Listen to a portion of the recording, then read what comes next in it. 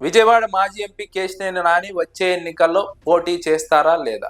ఆయన రాజకీయ సన్యాసం ప్రకటించారు, కానీ వైఎస్ఆర్సీపీలోకి రావాలని ఆయన అభిమానులు ఆహ్వానిస్తున్నారు.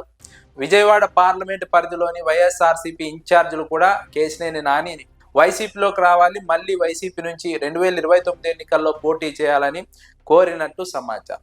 అయితే కేశినేని నాని వచ్చే ఎన్నికల్లో పోటీ చేయడానికి ఇంట్రెస్ట్గా లేరు. ఎందుకంటే గతంలోనే రాజకీయ సన్యాసం ప్రకటించారు, మళ్ళీ ఇప్పుడు రాజకీయంగా యాక్టివ్ కాలేరు.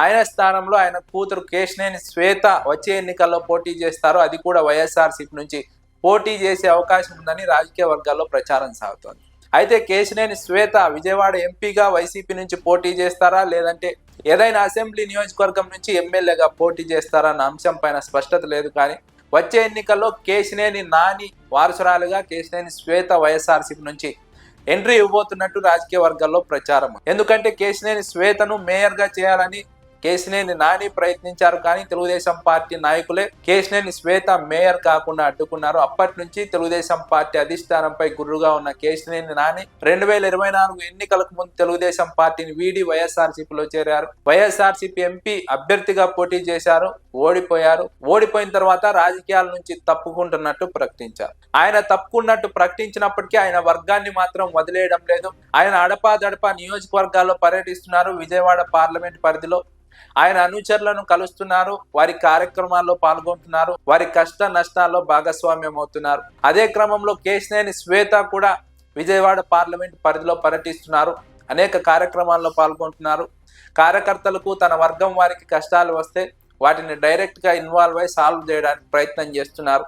తద్వారా రాజకీయంగా తాము ఇన్యాక్టివ్గా లేము, యాక్టివ్గా ఉండబోతున్నామని కేశినేని శ్వేత ఒక స్పష్టమైనటువంటి ప్రకటన చేసినట్టు విశ్లేషకులు భావిస్తున్నారు.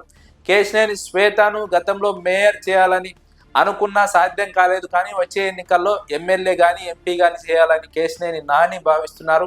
అందుకే కేశినేని శ్వేతను గ్రౌండ్కు పంపిస్తున్నారు. కేశినేని శ్వేత కూడా గ్రౌండ్లో తీవ్రంగా కృషి చేస్తున్నారు, తమ అనుచరులను కలుస్తున్నారు, తమ వర్గాన్ని దగ్గరకు తీసుకునే ప్రయత్నం చేస్తున్నారు.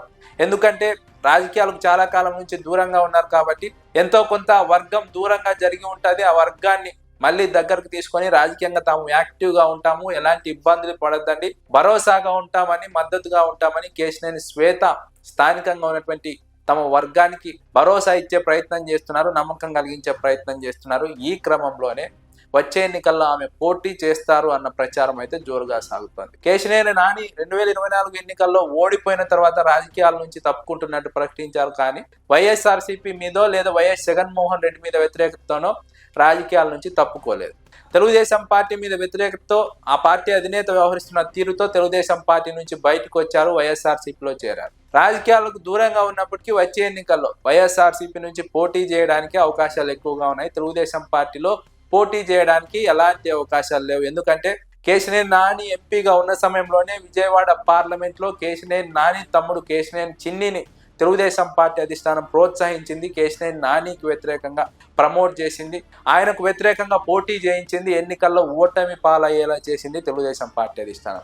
అలాంటి పార్టీలోకి మళ్ళీ కేశినేని నాని తన కూతురిని పంపే అవకాశం లేదు. కేశినేని నాని ముందున్నటువంటి ప్రత్యామ్నాయం వైఎస్ఆర్సీపీ అధిష్టానంతో సన్నిహిత సంబంధాలు ఉన్న నేపథ్యంలో కేశినేని శ్వేత వచ్చే ఎన్నికల్లో వైఎస్ఆర్సీపీ నుంచి అటు పార్లమెంట్ అభ్యర్థిగా కానీ లేదంటే అసెంబ్లీ అభ్యర్థిగా కానీ పోటీ చేయబోతున్నారు అన్నది రాజకీయ వర్గాల్లో జరుగుతున్నటువంటి ప్రచారం.